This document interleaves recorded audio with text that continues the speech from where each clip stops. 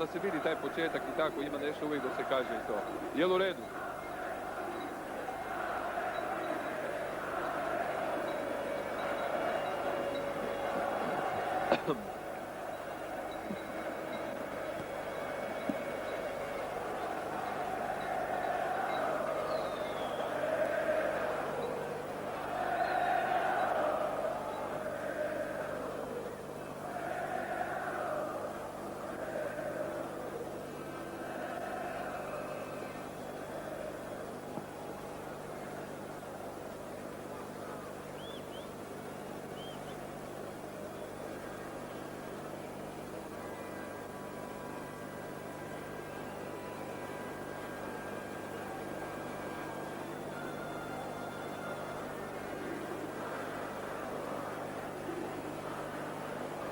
Magnetoskop kreni, ja počinjem za 15 sekundi.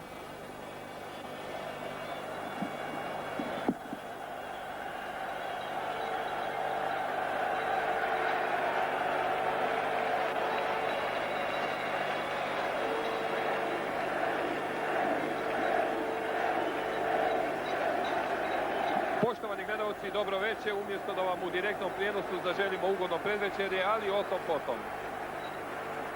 Split je jutros osvanuo okupan u suncu, bez daška vjetra, blaga mediteranska klima, konačno se vratila tamo gdje je i mjesto.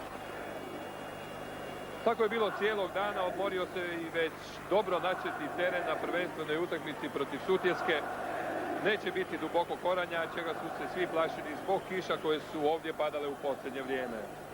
Navijački zbor je u punom sastavu, ne nedostaju ni tenori, ni baritoni.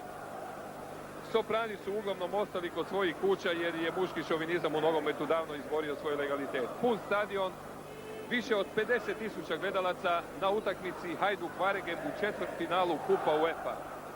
Hajduk i Varegem u društvu Sportinga i Kelna koji igraju u Lisabonu, pa madridskog Reala i švicarskog Samaksa, a treći par je Inter Nantes.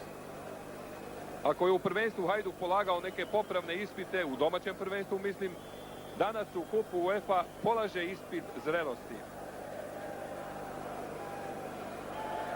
Hajduk i Varegem u četvrtfinalu Kupa UEFA. Hajduk i Varegem u društvu Sportinga i Kelna koji igraju u Lisabonu, pa madridskog Reala i švicarskog Samaksa. Treći je par Inter Nantes. Varegem nije zvučno ime poput Reala ili Intera, ali Varegem je do četvrtfinala, na primjer, pobjedio Milana u gostima sa 2:1. Savladao je i Arguse iz Danske, pa Osasunu iz Pamplone.